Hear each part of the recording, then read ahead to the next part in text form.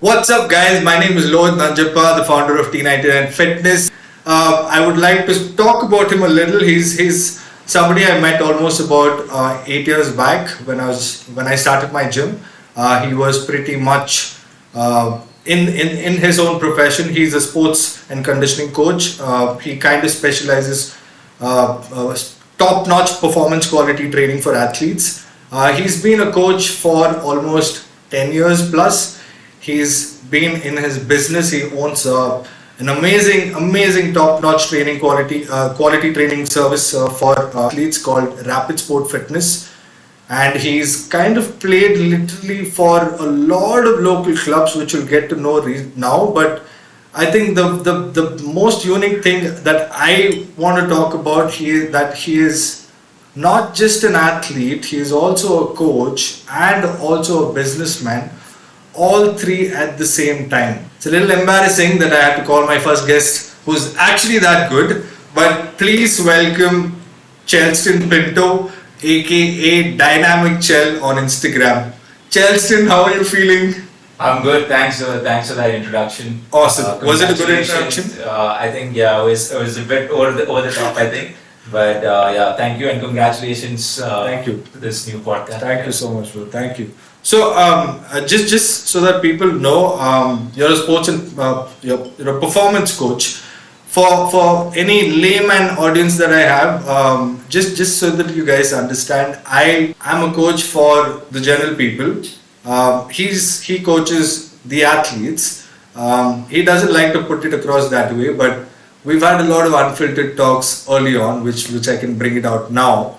But I would want to start off by asking you what got you from that switch of focusing just for athletes and not the general audience. As in, I think I know the reason, but I would want to know from your perspective. Well, I think that was always the plan from the day I started. Yeah. But I needed to start from somewhere, and as you know, generally athletes at the top level Right. would not want to train with someone who's not known or someone who's not established in the industry. Right. So when I had to sort of join the industry as a strength and conditioning coach who wanted to specialize in training athletes, I needed to get that experience. And I think 10 years ago it was really difficult to enter the market, Right. and just because of lack of education and just lack of opportunities, I think. So I got started with training the general population, a lot of lifestyle training, Right. and one thing led to another, and today here we are, probably me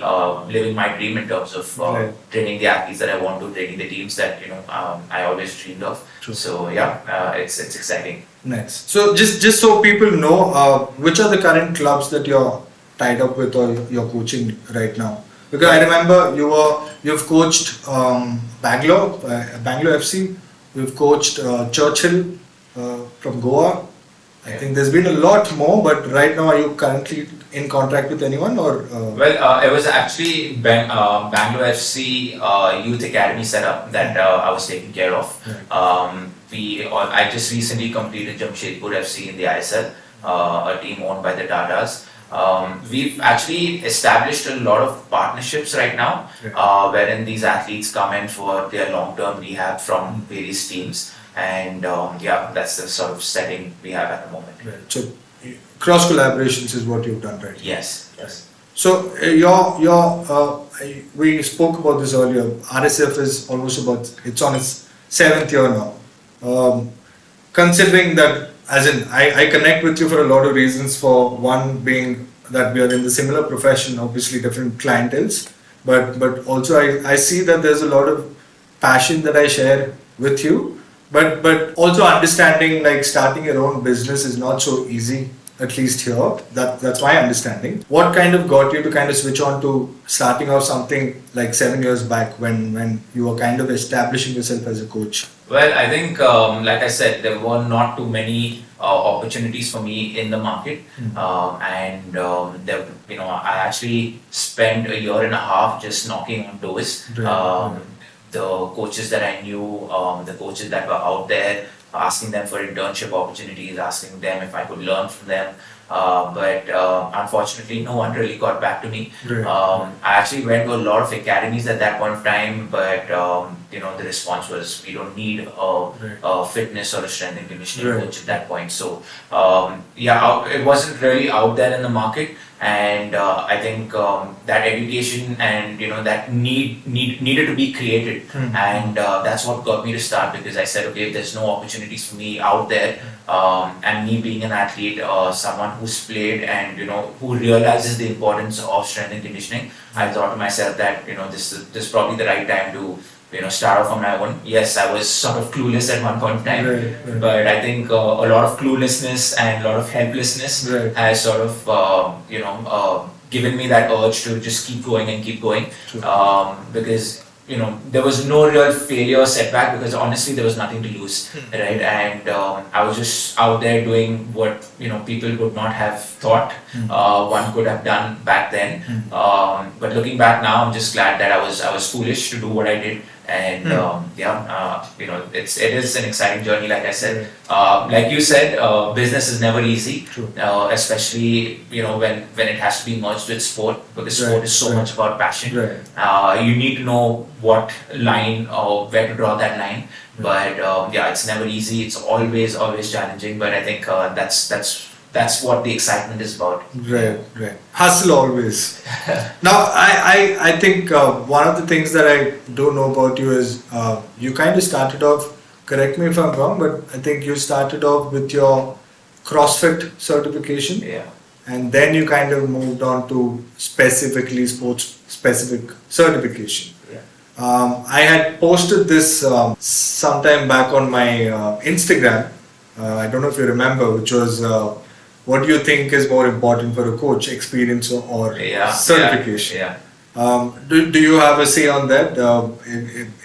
I have my answer, but Right. want to find out what's your take on certification versus experience. What would you validate more? I think that's an interesting question and an interesting debate as well. For me, I think you need to sort of the ideal situation would be having some sort of knowledge, Right. and having that validity. Authentic certification would be required, but that only helps up to a certain level, after which it's the experience. So today, if I have to look at it, someone with a 3-year experience and a basic certification, as compared to someone with maybe a degree in a particular field, I would still go with someone with that experience.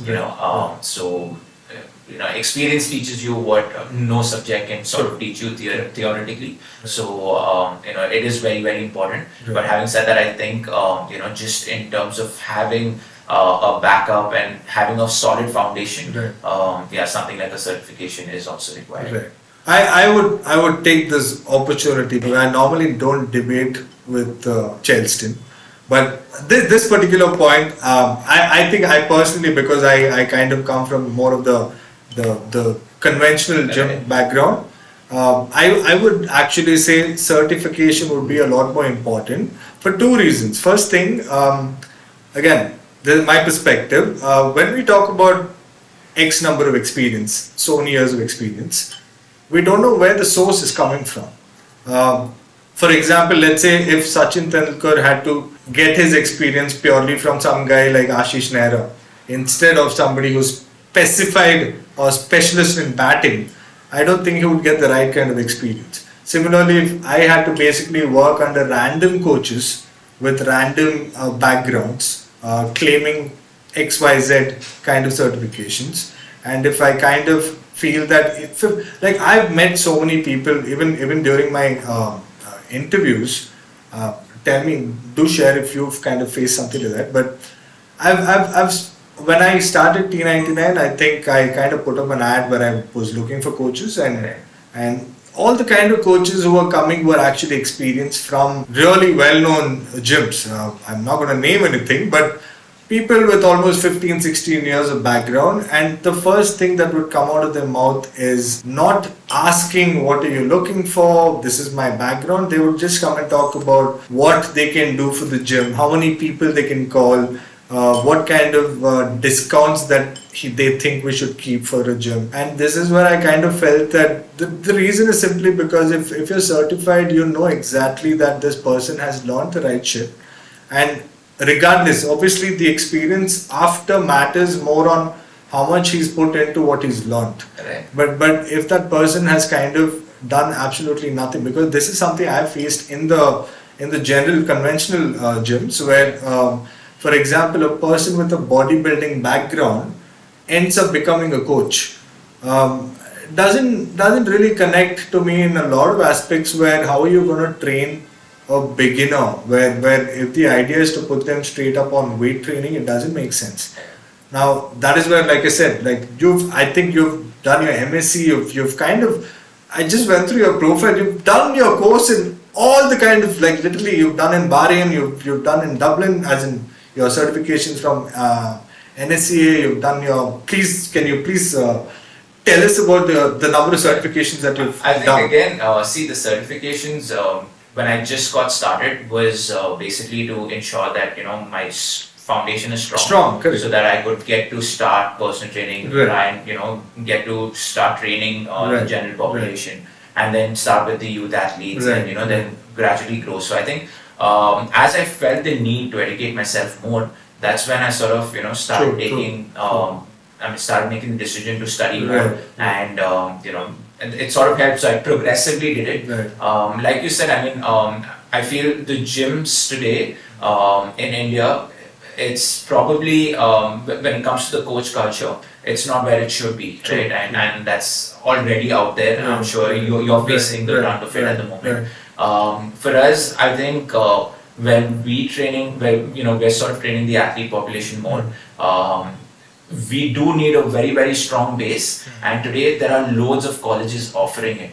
Right. But again, the downside of it is heavily theoretical Right. and not really. I think it's still when it comes to the education system of sports science in India, it's still very geared to say something like a US market, right? Where the off season is for like 2 months, your in season is for about 8 months. In India, honestly, nobody plays that long. Very, very few sports. So the percentage, in terms of what you can use practically in the field is very, very minimal, right? So though a lot of these new coaches who come in from these backgrounds, education backgrounds, they can't apply too much in the real world when it comes to practically applying it. So this is what we found out, and we at RSF, we only hire through our internship or our apprenticeship program. So we get them trained. We have a series of workshops. They work on the job. They're asked to do presentations. They're asked to sort of accompany another coach and see what the process is like, see the integration of the physiotherapy and S&C coach. And once they gain that experience, they feel that, okay, that 3 months is a lot more than that 3 years in college. So similarly, I feel an onus needs to be taken, from the gym's perspective for lifestyle clients, because like you said, just being a bodybuilder, I know the discipline that's required for something like that for a competition, but it's not good enough to start coaching somebody else, right? So I think that's where discipline in coaching is as important as just in your personal bodybuilding. So that's something that needs to come in for sure. Okay, so since we don't know much about your personal life, I've seen some of your podcasts, and I would want to bring out more unfiltered questions. I want to know, like, how's things been with you and your folks, because from what we discussed, you've kind of shuttled places from Mumbai to Kuwait to back to Mangalore. It must have been a task in terms of like your relationship with your family. Things must have been hard. So, would you be comfortable talking about that? Yeah, sure. I mean, so again, I was born in the year 91, and during that time, there was a Gulf invasion. Right. So my folks were in Kuwait at that point of time, where Iraq was, invading Kuwait, and times were difficult. It was the Gulf War at that point of time. I have an older sister, so my mom and my sister, were able to leave the country through the Indian government. But my dad had to stay back. So he had it hard. He had to be there for a few months, move around by road, and exit through another country in the Middle East, and finally come to Bombay. So we were there. Times were hard because both my mom and dad didn't really have jobs at that point of time, and we were two kids. Right. So my dad, however, stayed in Bombay for a bit, and as soon as he got an opportunity to go back to the Middle East, he left. After which, we were alone, and my mom also then left to the Middle East with my sister, wherein I was in Bombay for some point, for a little point of time, because both of them needed jobs at at that point. Right. So things were hard. I eventually did go back to Kuwait and start my education there.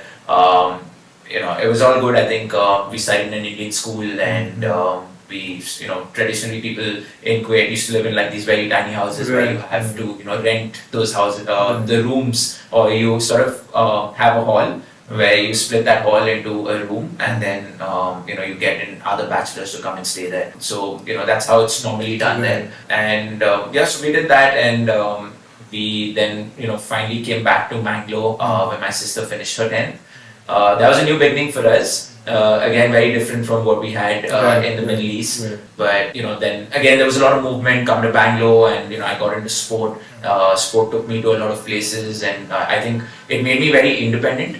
And the experiences that I faced in just moving around and things like that, I think just gave me that extra sort of confidence in myself to not to fear anything. And I think yes, when it comes to having a communication gap, maybe I don't know whether it's an emotional connect or if that's the right word. I think just because of everyone's past experiences, I think when you grow up, you sort of keep a few things that you can't really get away from. And just generally, I don't think I'm a very expressive person. So it's the same. So I wouldn't express too much to anybody. And when it came to sport as well, I've been like very, very passionate about various sports as I grew up, because in Kuwait we didn't have that opportunity to play one sport. So it was whatever sport came and I played it. So I really enjoyed that until I went to Mangalore and sort of got to 2-3 sports, and then when I came to Bangalore it was just that one sport. So I think my parents missed out on the whole sporting journey, and they didn't understand it. They had a lot of things going on, just with the travel and with their jobs to provide for us. And I think in hindsight, the whole personal connect was sort of lost to a certain extent. But again, just coming from a very traditional middle class family, education's the primary focus there. I think today you can choose sports as a career and really focus there. And for me, that would have been a dream or a wish. But again, I don't see it as a regret anymore. It's more like, okay, today I have the opportunity to sort of ensure that somebody else's pathway is clearer. And I think I'm happy with that. Nice. So since we also spoke about the background, I've had my own philosophy of how I've dealt with certain situations, and I do understand because you are not much of an expressive guy, and I've always seen that, and I think one of the biggest things I've always admired is how you kind of have this mask that you tend to carry, which makes it looks like everything is okay. But also, after hearing about your story, obviously it is difficult. But what's been your that one drive, or because see, personally I think if I had to kind of go through situations, I'll find it really hard to kind of find that motivation, find that discipline. And because you obviously mentioned about your college, how you were put in various sports, what got you hooked on to football, and what got you into that discipline? Because I'm not for the sake of the video, but I think I've always seen you the most disciplined coach around, and I think I've expressed this off camera also. But I genuinely want to know what's been your drive. I'm sure you have your bad days. I'm sure you have days where you kind of think about things that doesn't concern your sport but personal life. But what's been that thing that's kind of keep you going? Because even today I know you're the same guy 5 years back who used to wake up at 4 o'clock, do the thing, hustle, come back in the night. I've also seen you party, you'll kind of have your things, but you're always back up at 4 o'clock. Genuinely, I've not been able to do that. I'm saying it on camera, but yes, what's been your biggest motivation as I think the biggest motivation is just doing what I love, and there's a goal in mind. And for me, when I have something, when I put my mind to something, I want to get it done. And again, I think it just sort of tracks back to my upbringing and my childhood, wherein I really saw my parents, sort of like my dad doing multiple jobs when he grew up.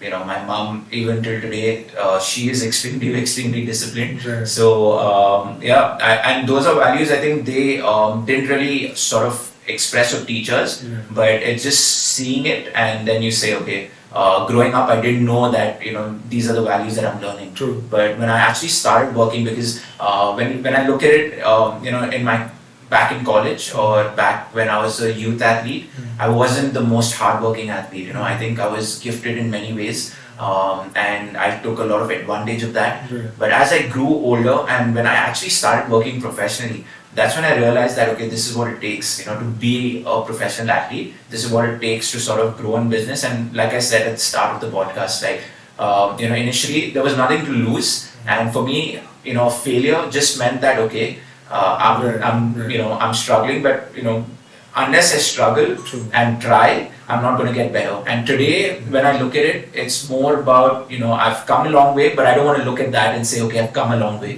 It's more about, okay, where can I go, what my goal is. Because even when I started, the goal was always, the goal is always big.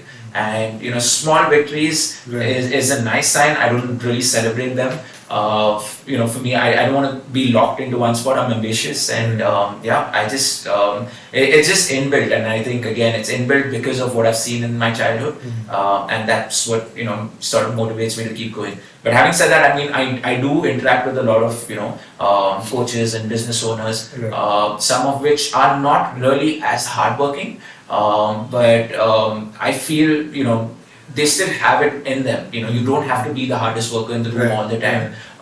If you have clarity in your mind, and if you can work smartly, you can still get things sorted out. So it's more about knowing what your capacity is, what can you fulfill, and being happy with that. I think I see a lot of people fighting with themselves that, okay, if they're not that person, they really want to be that person, and that's when I think mentally also it takes a toll. So I don't know, in your case, like you said, you can't really wake up at the same time I do, but for me, I've done this, like I said, when I was growing up, my parents weren't there to really wake me up and tell me to go for training. I really wanted to do it. There were some nights if I had games, I just wouldn't sleep because I was so excited to just get out there and play.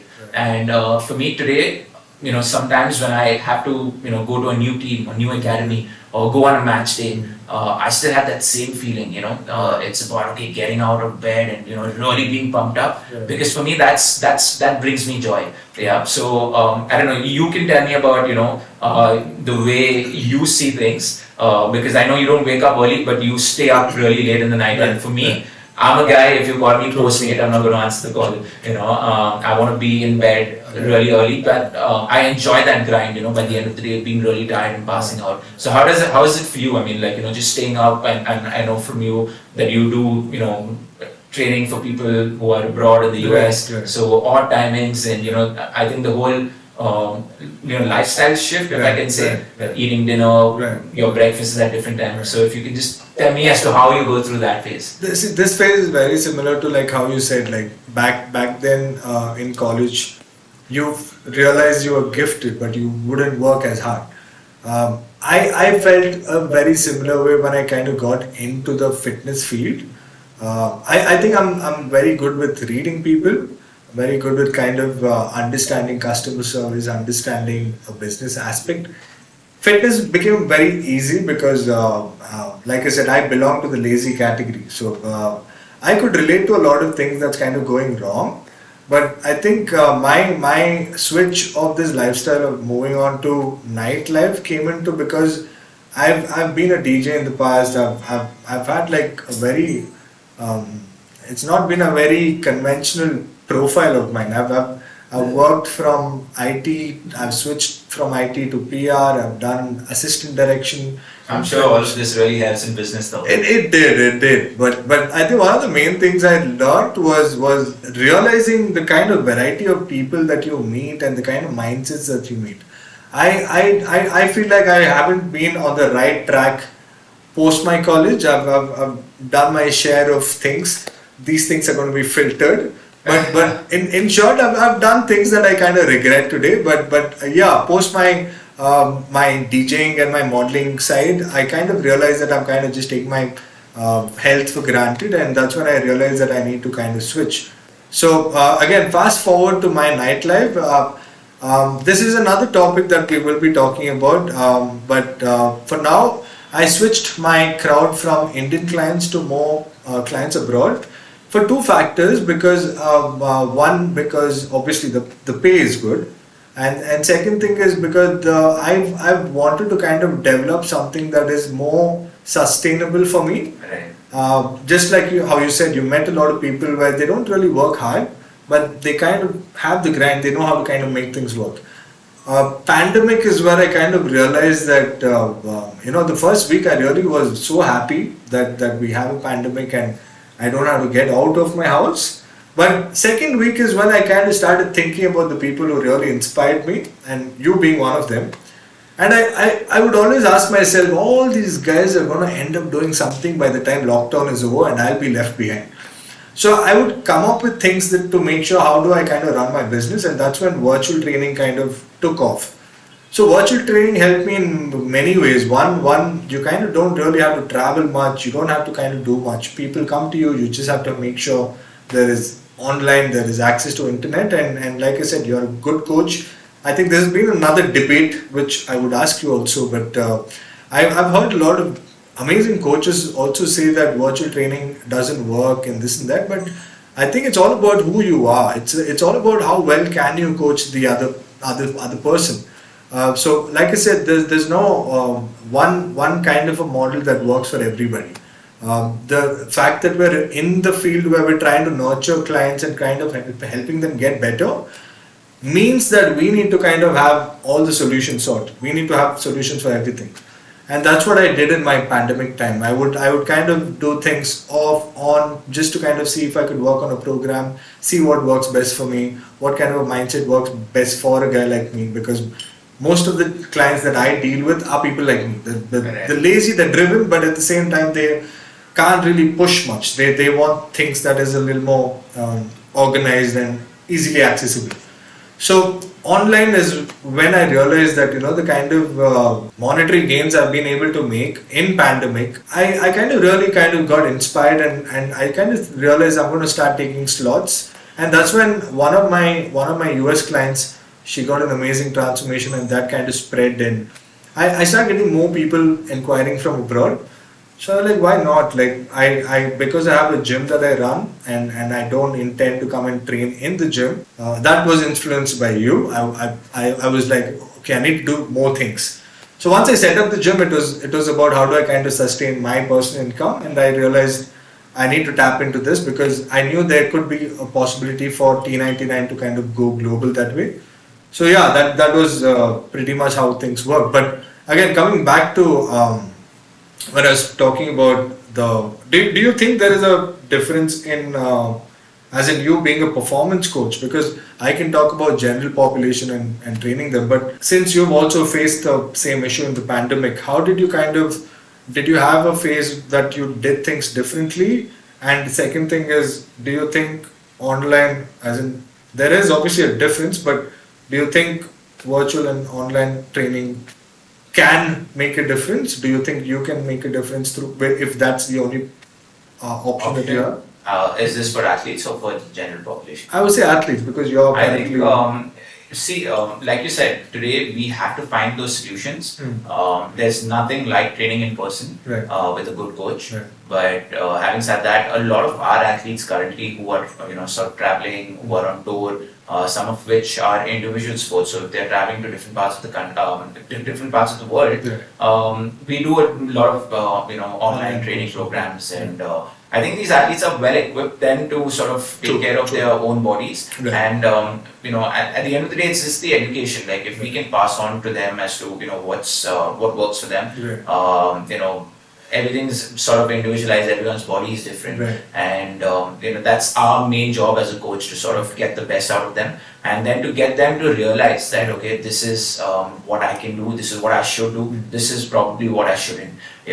So in those cases, I think online training really works. Today we also reach or we get a lot of queries about someone who's not come into RSF in Bangalore, Right. and for them to come into an online True, training. true. So while we have those options, again, we've had to innovate in a way that okay, we bring Right, in more right. options and get more people to be able to reach out to Right. us. It's probably not going to be as 100% as what we do here, but it's the next best option. So we're always looking for solutions. We're always trying to get better in every domain that we possibly can. Right. And I think that's the beauty of business and just innovating, being creative, Right. and trying to get the best out of whatever situation we're in. So I want to ask you, during your growth in your profession, has there been one thing that you regretted, and if there is, what is that, and what is the one thing that you think that you're glad you did it early on in your age? But I think there's absolutely no regrets. Right. I've done a lot of things wrong, Right. but I don't think there would be regrets in any way. Right. One thing is for sure is I've always done things that I've loved, and I've never backtracked on it. Whether that's playing a sport or doing multiple jobs. A lot of people said no, you have to focus on one thing. Right. But for me, it's about how much can I do, right? And what brings me that joy and happiness to keep doing it. So absolutely no regrets. In terms of what worked for me is I got started really, really early. Today I already have a decade long experience in the Right. field. Whereas I know a lot of people who started too late. True. They've waited for something to fail and then come back, or they've waited for something. They've gone into a field, they've not really liked it, Right. and then they've come back. So for me, I'm really happy I started really early on, where there was no opportunities, but I created one by myself. And for me, that's the proudest moment. If I have to, if there's anything that I'm very, very happy about, it's sort of just creating that platform and Right. saying, okay, that platform was for me today. I have that platform to share with so many others. So yeah, that's sort of satisfying in a way. Nice. So, Chelston, another question. I think this also is something I think nobody has asked you in your podcast.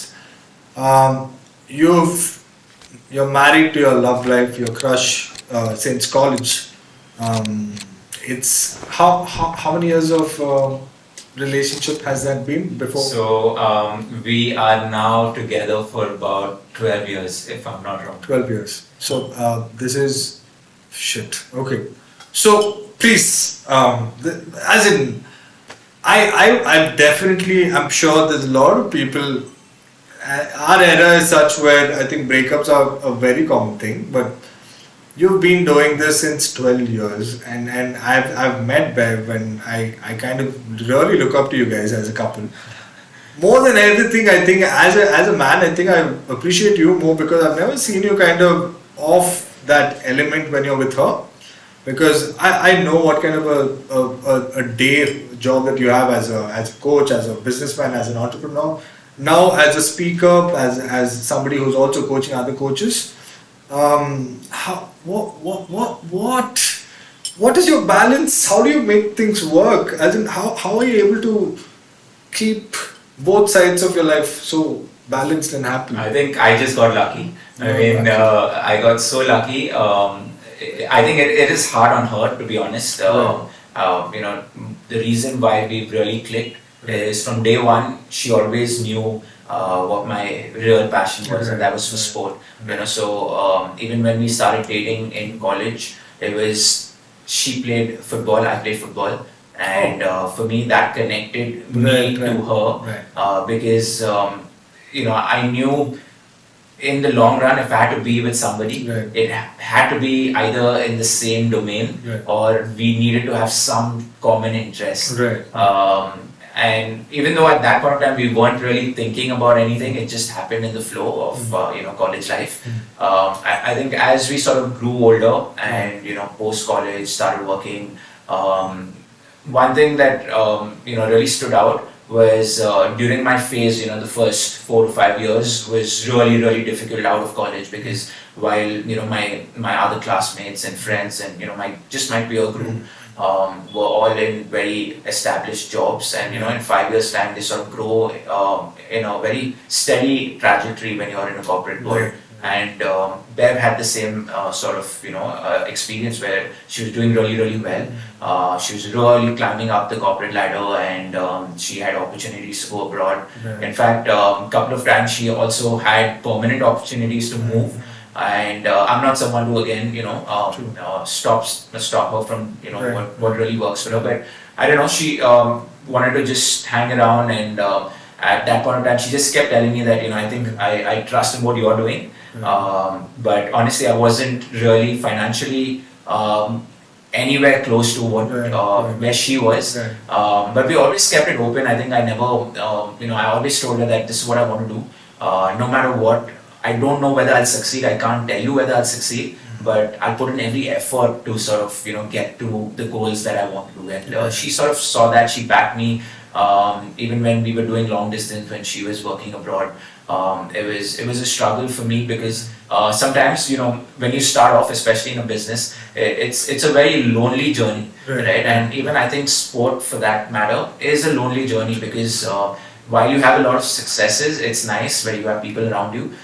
In sport, most times you have you have defeats, and to get out of those defeats, it's not easy. Right, but I think having had that experience from sport, for me in business, while I just kept failing, even the smallest of sort of upward trajectory for me was like, okay, there's some hope, and for me the biggest hope was her, when she sort of said, okay, even though it's not working, she sort of stood there. She didn't give me advice, she didn't really get into what I was doing, because she didn't understand it, but I don't know what kept her back, and said, okay, maybe someday you will succeed, and we'll just see where this goes. So when she had come back, I think things started falling into place slowly, and again, it's a lot of sacrifice from her side, just because of the amount of travel, and sport, again, professional sport takes you to a lot of places, but you've got to sacrifice a lot as well, and you've got to be willing to do that. And I think then we both found our balance in work, and that made our time together very fruitful, and till today we really enjoy that, wherein we work two very different jobs.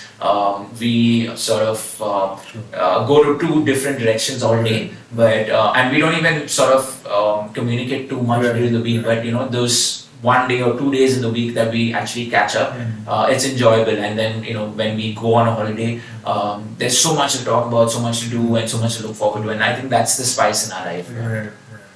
I'm pretty sure you're not somebody who entertains or even kind of gets into anything else apart from your profession when it comes to advices or talks. But I would want to know, since you're very successful in your relationship, do you think there is any priorities that guys need to understand when they get into a relationship? Again, like I said, you can choose not to answer if you're not very familiar. But I think you've kind of established something that you could share, because I know a lot of people in this generation where the moment there is any friction or something, it's it. And I'm pretty sure 12 years is not an easy journey. I'm sure you've dealt with a lot of fights. But also because I know that you're a very calm guy. But are you is the question. I need to ask Beverly, but she's not here. But how do you guys like handle any kind of... because you guys mentioned that you guys don't talk often. And I've learned recently that good relationship requires a lot of communication. So... has there been moments where you guys have had like friction, and how do you guys work that out, considering your profession, her profession being different directions, and the lack of time that you get to spend? So like, to be honest, I really don't feel like we're like the perfect couple, because we do a lot of things very differently.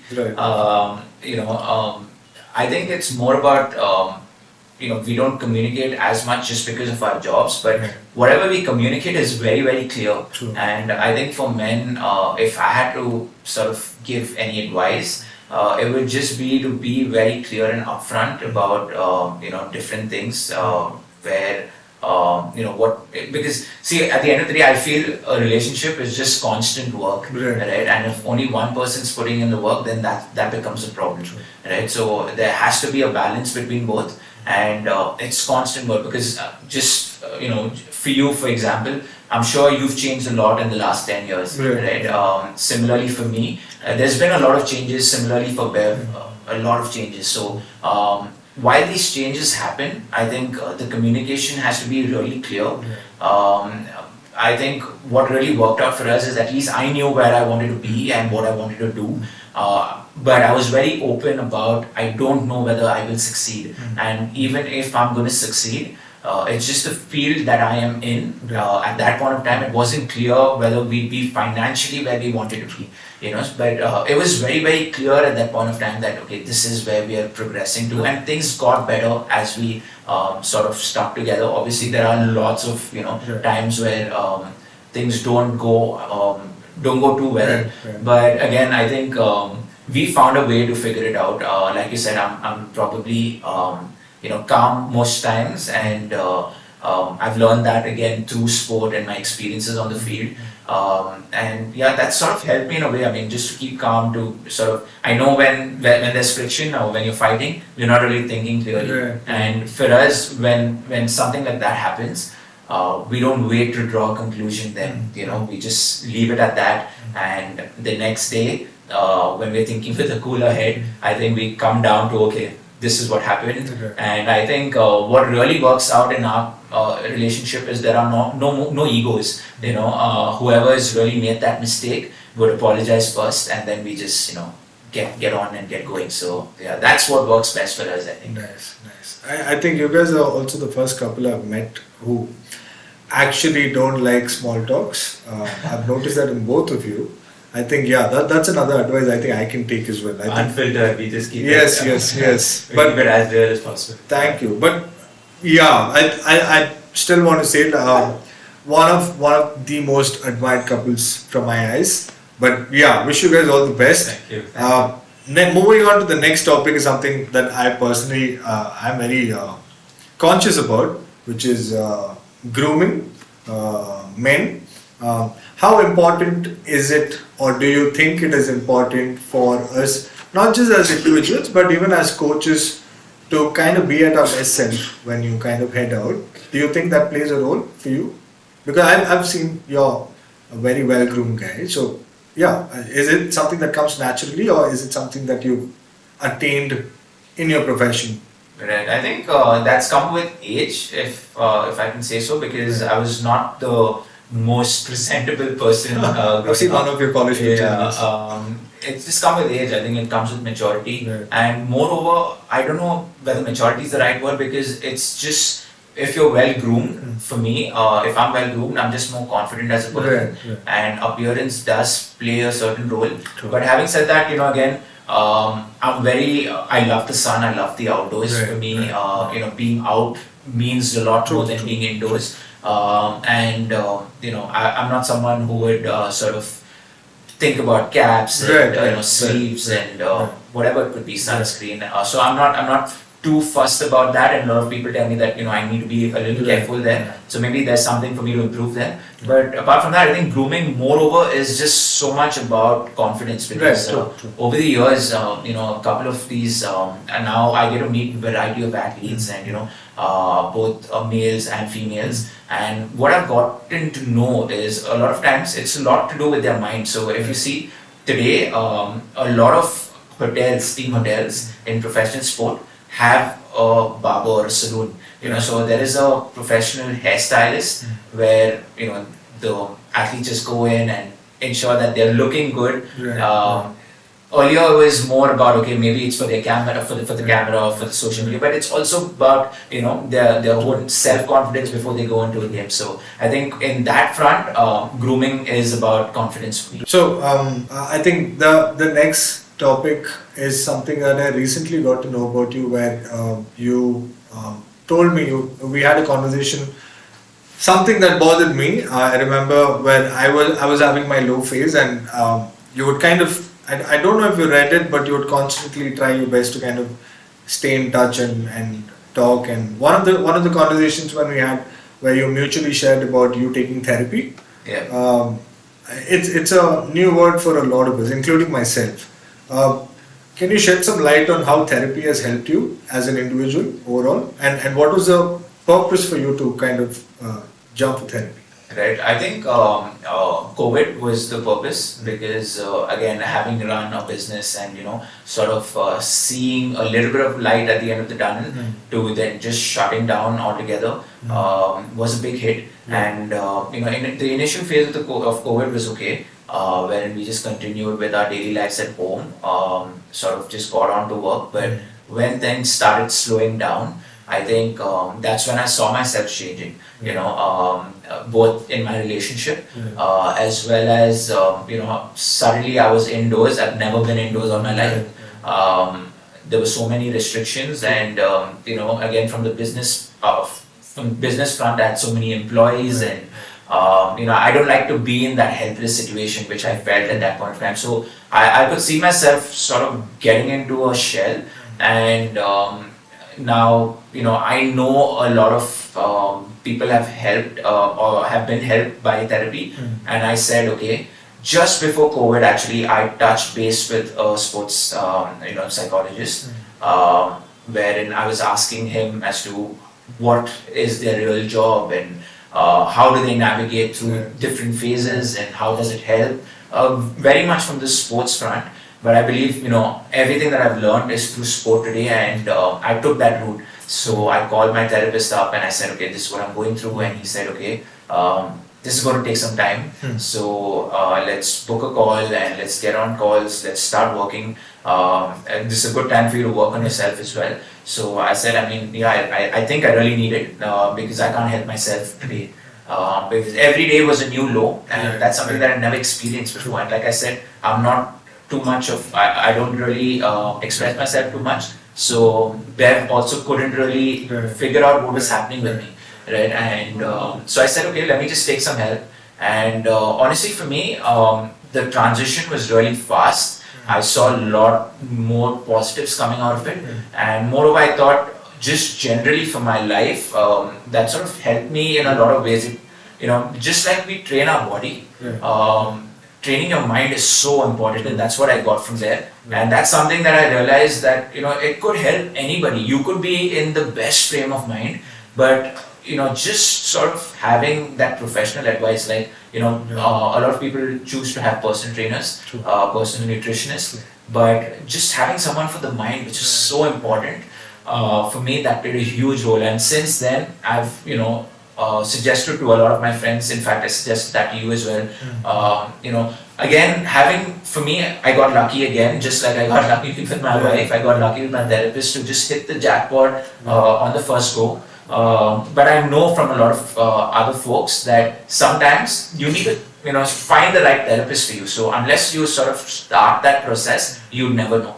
But that's something that I would generally advise everybody who has the who could sort of have a therapist to just do it, because it is 100% worth it. I am like I took your advice because Okay. I was so against. How long have you been in therapy? So now I'm in my third month. Nice. Okay, still early days. Okay. Yeah, I've not been very consistent, Okay. but yeah, I've kind of had my, because I think I kind of doubt a lot of things, so I kind of tend to do that rather than just going all in. So yeah, like I would also say that I was lucky with my therapist. I think we kind of, I was able to connect, and I was able to kind of relate to how it's going, and it did play a big role. But I've always kind of seen myself. I think probably because this is where I don't know. I feel like that level of tolerance, if men have, I think we kind of do a lot better. I think my tolerance level is shit. It's horrible. So I kind of tend to burst out at times when I feel like things are not going well. But like I said, I've been blessed to also have like some amazing motivation around me. One of them being you, where I've kind of taken that motivation and told myself like, if this person can do it, I think I can do it too. It's not difficult. And yeah, this month has been great. It's kind of going well. So yeah, overall, it's I do see things shaping up well. I do see. I think one of the reason for me to start the podcast is also me overcoming certain fears that I had, where I've always made. I would have thousands of ideas, but I would never execute one. Right. And this is when I kind of decided to focus on one, make that happen, and jump into the next one. And that's how this was born as well. So yeah, again, thanks to you for the advice. But moving on, I think you're also one of the most, as in I've obviously come across sports coaches, but I've always seen coaches specifically train a certain sport. But I think you've broken that thing. You've worked with Rohan Bopana from tennis. You've worked with KL Rahul. You've worked with top-notch athletes, not just in one field of sport. So I'm sure that training also changes. So how do you kind of is there anything that you kind of do differently when it comes to dealing with different athletes? And what are the kind of challenges that you think you face with different athletes? Well, I think it's just passion for sport. Right. I've played so much of football, and I just thought that again, getting into the coaching side doesn't really. It wasn't as fulfilling for me as getting into like a field where I can train different level of athletes across different sports. So that's when I said, okay, I'm not going to sort of take the football coach route, but rather because I played so many sports growing up, maybe not at the highest level, but it sort of gave me that experience of saying, okay, this is what I enjoy doing. So today I absolutely enjoy mingling around with athletes from different sports, talking to coaches from different sports, and I think growing up as well, a lot of my friend circle were from sporting backgrounds because that's the only way I connected with people. I'm not the most social person around, right from my school days to my college days, but the people that you automatically connect with is your fellow teammates or your athletes from other sports. Conversations get a bit easier in that case. So even say for example KL Rahul, I didn't really work with him as much, but we were just friends. Started playing cricket at a very young age, and to just see him grow is wonderful, and getting experience training the likes of Rohan Bopana, who today is world number 3 at like 43 years of age. So I think being around these kind of people from different sports, their mentality, and like you said, for me, my discipline is all because of what I see around me, and just having the opportunity to be with athletes like this sort of drives me. So I'm fortunate today that I get a variety of athletes to work with, and I hope in the future I can just build on this because this is what is the goal. This is what we want to do. Okay, so we've kind of understood a lot about CHELSTON. Now I think I would want to throw in some questions that I've been dealing with personally with my side of the field. You're quite a fit guy, right?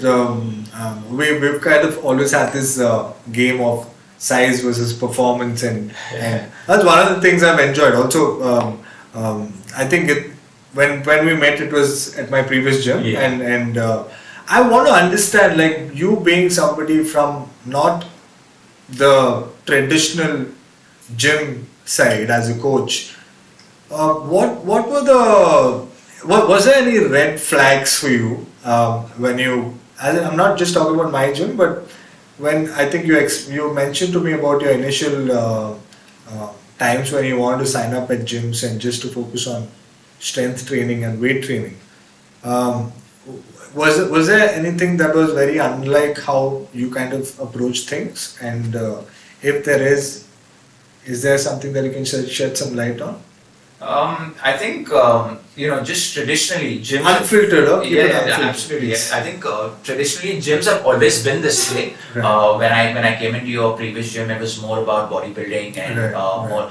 Obviously, there's a wide variety of lifestyle clients around, but it's always built around bodybuilding. Right. So that's a route that didn't really excite me Correct. as I started. But I think once I had that whole transition of becoming a coach, I've always wanted to explore, Right. and whether it's bodybuilding, whether it's performance training, whether it's sport, or any other form of fitness. So I started with CrossFit. In fact, I've never lifted weights as Right, much right. before CrossFit. Right. But CrossFit got me that whole adrenaline rush, Right, and right. it was it got me that whole excitement about endurance training Right, and then right, lifting weights. So I've always wanted to try out stuff. So even coming to your gym, this was about I think 8 years ago. I just walked up and I said, okay, I'm just getting there with an open Right, mind. right. Let me see what comes to me, and if I'm satisfied, I will continue. Right. So I came in, I signed up for 1 month, Right. and I did it consistently with a very open mind. True, true. Obviously, it was different. I was out of my comfort zone, but at that point of time, I think I wanted to be. And I have this thing about me. I don't know if you've noticed, but every year I try and do something that I've not done before, Right. and it has to be physically challenging. True. So for me, that's a motivation. It's something to again, sort of look forward to. Right. And that year, it was more about exploring. How strong could I actually get, and what is out there today. Right. What is the traditional gym trainer doing?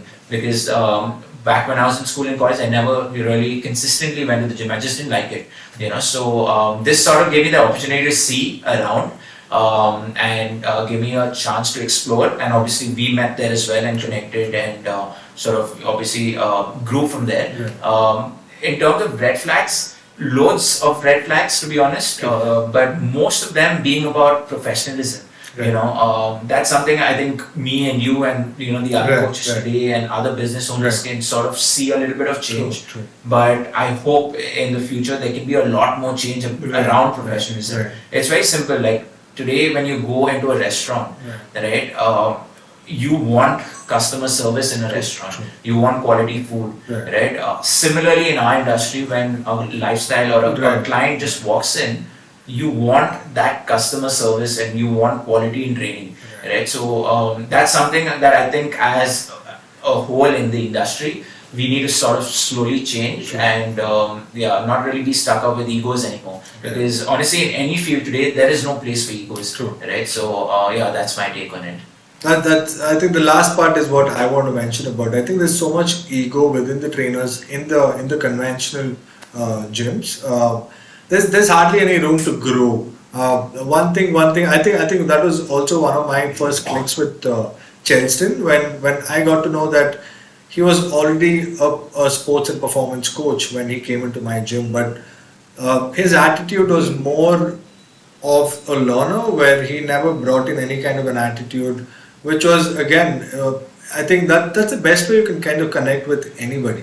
And the fact that you are very open to even learning regardless of what's coming your way, and kind of wanting to kind of take it with an open mind was the first sign of like friendship for me. That worked amazing for me. And yeah, I think now I've been doing the same thing, and I've been trying to kind of influence the same thing with all the other coaches who come in. But honestly, I think it is still a challenge, because I hope things work out, because like you said, there is no room for ego when it comes to this specific profession, because the vision is pretty much the same. So yeah, I hope you guys kind of take that last point seriously if you guys are a coach, and hopefully we change things. Moving on, I've also want to connect this with a lot of general audience. Some of the things that I kind of get a lot is about always this whole, since people know me as a transformation specialist, and I think we've also had this debate. You drink, I drink. You love your food, I love my food. I don't really consider you and me as people who really get into a hardcore routine in terms of nutrition.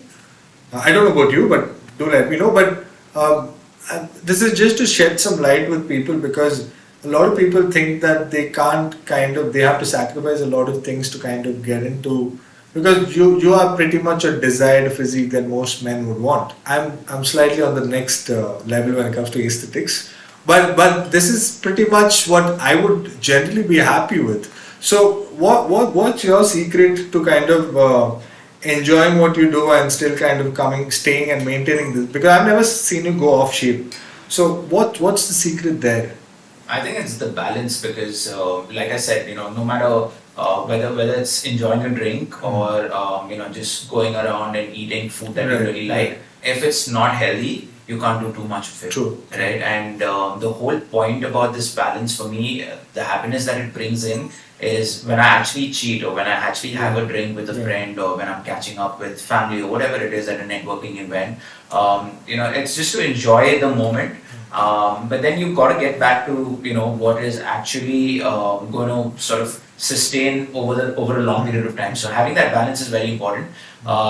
Today, for general lifestyle clients or people, they're not really going in for a competition True, or true, going in true. for anything that is very specific. Right. So a lot of times we see, in this field where clients come in and say, okay, next month I want to be like this. Right, but what happens after that month, and then what happens after that, and what happens 2 years after this? Right, we've seen a lot of times that we put in so much pressure on that client Right, because they right, want the right. results, and they go on like crash True, true, diets true. and That's happened a lot. supplements that are not really required for them. Right. But once they sort of the general, I think the most common things that you would be hearing is, okay, I'm getting married. Right. But what happens after the marriage? Exactly. That's probably more important. True. That's again where education comes in. Right. I think even with our ads and with our promotions in the fitness industry, Right. if we can sort of send out the right messages, it will just help people who are not educated in this field. Right. So I think there is a place for everything, but it all at the end of the day depends on what's your balance ratio. Right. Yeah. So same thing what he said from my perspective. I think the only thing similar in both of us is the fact that we don't really look at not working out for any specific reason. Training continues regardless of how your life goes on. So Yeah. there is no on and off. So this is one thing I've noticed with most people. Just like how you said, marriage. It's all in, and Yeah. what happens after is just letting things go, and people don't realize how they kind of it just takes a matter of weeks for you to kind of see something change. And the fact that people don't understand that the whole magic is in this one word called consistency. All you have to do is like I said, like he mentioned, he does whatever he balances things out. For me, like I said, my balance is in making sure that I don't have a reason or an excuse to making sure I don't want to go to the gym, or for whatever reasons it is. If I know I want to go back and have a biryani, I want to go meet CHELSTON, have a beer, I want to do this, I want to do that, I have to make sure the next day I get up and still go to the gym, regardless of what I can do or what is going to come on and off. So yes, this is for those guys who always keep asking. I'm sure you must have also got this. Like, what's your secret to staying in shape all the time? So that's something I want to talk about. Like, there's obviously many factors we can talk about on a different episode. But yeah, consistency is the whole magic here. That's a balance that you need to find. So, Chelston, tell me, how do you think the first podcast is going? Personal. I think it's great. It's like we're having a normal conversation. Like It's also my very first podcast, so please. I think it's great. I think you're going to do a massive job. Like I always said, I really was pushing you to do podcast because I think you're definitely capable of doing a lot. So it's nice. It's good that you've taken this step.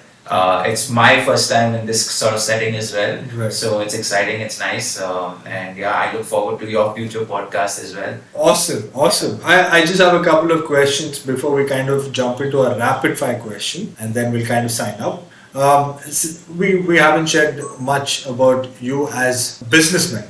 We've kind of spoken a lot about you as a coach. RSF has been about 7 years now, where I'm pretty sure that I've been doing extensive research about RSF and how you guys have been since the time I met you, and today I can openly say, because I've seen a lot of people say the same thing. It's obviously one of the top-notch training centers for athletes in Bangalore.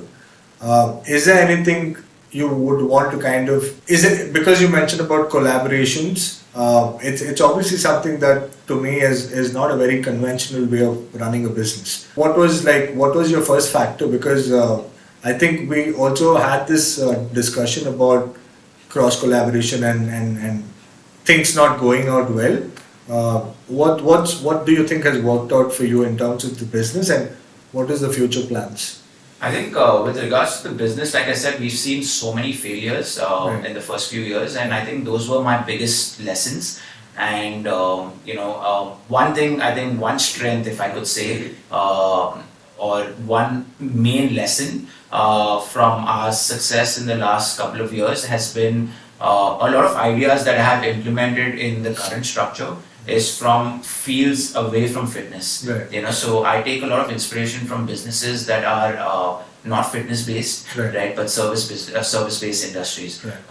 I sort of look up to a lot of mentors and a lot of people in general who are from different industries, right? So you try and pick on their mindset and you pick on their business formula and try and fit that into a model that would sustain performance and fitness. So today in India, I think I'm really proud of the way we've sort of managed to have the number of athletes that we have across sports. But I'm also very genuinely happy to serve the lifestyle clients, serve clients who really require that physiotherapy and rehab, some of which have really continued training with us for a long period of time. One thing that stands out is obviously the whole vibe about athletes coming in, the culture, within the team. Everybody is really passionate about seeing these athletes succeed. We do a lot of screenings together. We watch a lot of matches, and it doesn't have to be international matches. To be honest, like today in the afternoon while I was having lunch, there were a couple of state games going on, and today we are lucky that so many sports they stream it even if it's at the national level or state level. So it's just so nice to see the athletes that train day in and day out at our facility going out there and expressing themselves. So that's a nice feeling. But just coming back to the business model, I would say what we've sort of achieved in the last couple of years is so much because of what I've seen outside and tried and implemented here. And that's something that I keep looking forward to, sort of seeking mentorship with people who've sort of made it in a different field and take inspiration from that. What was your second question again? About what's the future plans with RSF? So I think the future plan would be in terms of a growth strategy that we're working on. Like I said, we are definitely trying to step it on with the online market now. We've started working on it since June, and honestly, like we discussed before this podcast, November and December are months that as lifestyle gyms, you sort of see a little bit of a decline. For us, luckily, athletes train through the year, so we're okay with that. But there are again a lot of lifestyle clients who sort of go on holiday. There's Diwali, there's Christmas, there's Dasara, a lot of festivals that happen during this time. So this is where we sort of cashed in on the online model. And again, the planning happened a lot before this phase, just so that we can take care of this phase. And I see growth there. So that's something that I want to work on in 2024. We're also looking at a couple of options in terms of expansions. So one of which is going to be announced really soon. That's very exciting for us. And and then I think apart from that, we're looking at athlete goals because we have Olympics coming in. We have a couple of big tournaments coming in as well. We've recently seen the conclusion of the Cricket World Cup. We have a couple of big hockey tournaments coming in. So a lot of our athletes have these goals which they've really worked hard in the last 2 to 3 year cycle. And we're excited to see them grow. Yeah. Nice. So one of the things I've noticed in RSF is obviously the kids. I think it's something that at least from what I've known, I think back then we never had that kind of support from parents. But the last time I came to your gym when we were doing the 99 days program, I saw parents waiting outside the gym. Do you see things changing in terms of how parents are kind of seeking things for kids? I do see there's a higher appreciation for parents kind of pushing their kids into sports. Do you feel the same way? I mean, there's a drastic change if you look at it. I'll give you an example. When I was starting off about 8 years ago, I used to go to different venues, tying up with different gyms just to conduct youth athlete sessions. At that point of time, it was so difficult to convince a parent to pay me a bare minimal charge for a month.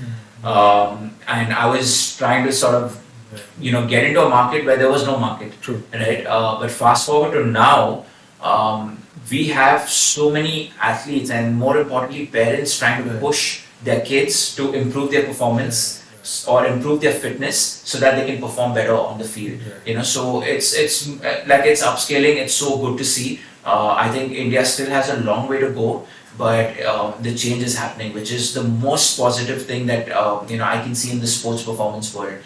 Just the development of youth athletes. So now I feel the onus is on us to ensure that the growth trajectory is there, but at the same time, we need to know where to draw the line, because you don't want to push youth athletes too much. At this age, it's about getting them to experience different sports, enjoying the sport, because you don't want to put too much pressure too early. There are lots of cases of burnout and lots of cases of overuse injuries. So that's where we have to be very, very careful, and very careful with our communication and education to the parent as well. Because earlier it was about educating the parent to do it. Now it's more like educating parents to say, okay, we need to calm down a little bit, take a step back sometimes, and sometimes it could negatively impact a business, but we have to look at the bigger picture. And again, we are only there now because there is so much of interest, and to ensure that the interest builds, we got to ensure that we're doing the right work, right? So that's again, it comes with the whole professionalism and discipline aspect. Amazing. I'm just glad I made the right decision calling the first guest. Before we kind of sign off, I want to ask you, have you done any kind of rapid fire questions before? I mean, I've done a few in a few previous talks, but I'm probably not the best at it. Let's best. Come on. Let's see. So I've kind of got a couple of questions. Let's see how you perform. What's the gift? It all depends on that. We have a ham. I think I have something for you. Anyway, since it's unfiltered, unlimited beer from my side. Okay, so I think I've got a couple of questions. I'll try to keep it difficult for you, because you kind of played very safe in all these things. Okay, so rapid fire question. Let's see how the first episode. Let's see how CHELSTON does on the first episode. So CHELSTON, tell me, if you could have a dinner date with anybody apart from your wife, who would it be and why? Oh wow. Can be male or female. Oh, such a tough question. Damn, it's already like, it's rapid fire, bro. I mean, sorry, I know. Since you said male or female, Yes. it would definitely be with someone who has established himself or herself in a business. And unfortunately, or let's just say Jeff Bezos, or Steve Jobs, if he was still alive. Right. Okay. So just give me your feedback. The first question of pathetic. You have a 3-second window to answer. So like I said, you're just going to say something. That was a very contradictory answer, like somebody who's done in the business. You should just give me a name. Yeah, okay. Okay. Come on. Second question. What's the weirdest talent you think you have? Dancing. Dancing. Okay. When I'm very drunk. I've seen you dance. You dance well, bro. No, that's when I was very drunk. Very okay. If you were a superhero, what would your superpower be, and what would be your superhero name? I think dynamic Chel. Okay. And my superpower would be flying. Flying. What's the most embarrassing thing you've done on a date? So when I asked Bev out, this was in our dating phase, I wanted to cook for her. And on the menu, there was port wine, there was chicken nuggets, which was fried, and there was burnt French fries. So yeah, That's you made? Everything I made, apart from the wine which I bought, which was the cheapest wine I found. We were in sure. college back then, so I'm pretty sure Bev will have good things to say about the food. It was a thought that mattered to her. What's the one thing that you would want to change in the fitness industry or the sports industry, if there is? I think in the fitness industry it would be professionalism, and in the sport industry I wouldn't really want to change anything at this point. Okay. So what's top 3 things that's been your biggest turn off in the gym? Oh, okay. I think first is discipline. I'd like people coming on time. We're referring to the general audience, right? Yeah, because athletes are usually there before the coaches also. Yes. So Yeah. Top three things that I don't like in the gym. So it would be that. Second would be maybe dirty shoes entering the gym. You need to have different footwear for outdoors and indoors. Right. And third thing is when people don't hydrate enough. A lot of times I see people walking in without a bottle, and for me that's a bit put off. Right. It's a put off. Yeah. If football was not the option, what would be your next love? Cricket. Cricket? I started off playing cricket, so that's how I know a lot of cricketers, and I started off training cricketers. So yeah. Oh, Yeah. I didn't know this. Okay. What's the one habit that you think you hate to admit? One habit that I hate to admit. Yeah, that you think you I have. think I'm just addicted to sport. Like Sports? I'm just so addicted. Like I can't get away with it. I mean, even if I'm on holiday, I'm just so tuned into watching something sport related. Yeah. So sometimes I think I wish I was less addicted to it. Yeah. What is the one thing that would work with your wife if she's upset? Me saying sorry. It works. Yeah. I think that's a very universal answer. Yeah, all women want a sorry from their men. That's true. Okay, Chelston. So if there is one song you could play in your mind whenever you enter the field, Okay. To be honest, I'm not. I know you like music. Yeah, but again, when it comes to performance, I'm not so much into Okay. music Right, as such. right, Yeah, right. it doesn't drive me as much Right. as it could drive the other athletes. So I can't think of one song. So it's more like an entrance song if you had one. No, nothing. Yeah, it's more of an entrance song, and I like all the football World Cup songs. I don't know. For some reason, it always sticks on. Yeah. I think that was also one of the songs I put on my podcast Oh, nice. Okay. launch. Okay, so final question. If you had to choose three things in your life that you have, but you would want to kind of make sure that is there forever, what would it be? Apart from your wife, Okay. So it would be. you don't want it to fade ever. Are you talking about like people, or are you talking about like things? Materialistic things. Oof, okay. I think one is for me to always play sport. Okay, so to always be an athlete. I never want that to die off. Second is just having a platform like RSF where I can continue to live my dream and to see so many more athletes sort of develop to who they want to be. And third would be, to be honest, I can't think of a third one. I'm so happy with these two. No problem. Yeah. Final last question of the rapid fire round. What defines Chelsea? I think being dynamic in a way, sort of very ambitious, but only towards the goals that I have set for myself. And just being true to yourself is I think what I could define myself as. I second that as well. I think before we wrap, I think this is something that I personally had in mind. I'm sure that a lot of footballers who know Chelston would agree with me that we don't really laugh a lot, right? I've seen me making you laugh. I've done some stupid things that's made you crack up really bad. But has there been one instance in your life that you can think of and you just can't stop laughing? I mean, there have been a lot of times. I'll give you one of my situations. Let's see if you remember and let's see if you find it funny. Okay. Do you remember Chikmagalur? I had a legendary swimming pool dive that I did. Yeah. Do you remember that? Yeah. Well, that was horrible, right? That was funny, man. That was funny. Right. Yeah. But Yeah. Off that, is there anything that you could think of that's made you laugh a lot? I mean, to be honest, there have been many moments, Right. but it's just that I can't remember at the top of my head, but I do enjoy a laugh. It's just, maybe again, like I said, I'm not very expressive as a person. But yeah, I'm sure there's been a lot of times. Quite a lot. Yeah. So is this connected to personal life or it's been mostly professional? No, I think it's personal because professional, I Right. like to keep it very professional.